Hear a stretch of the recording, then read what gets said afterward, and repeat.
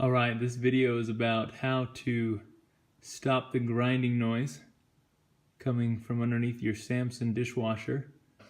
First thing I did is I tipped my dishwasher onto its side. And now that I've got it on its side, I can come underneath the dishwasher here and pull off this plastic cover.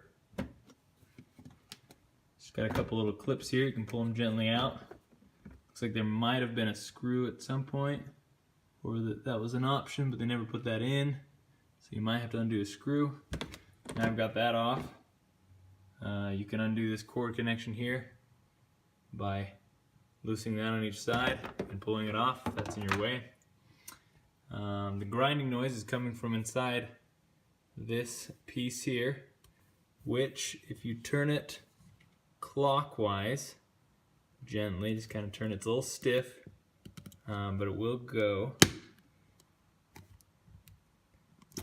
Pull that off, and just inside of this chamber here, I found a wooden piece of one of our spatulas. So the good news is it's not a broken piece of the dishwasher that got caught in there like many of the other forums that I read, but it's just some debris that made it through the filter somehow. And now that we've got that out, I'm confident the dishwasher should be good to go.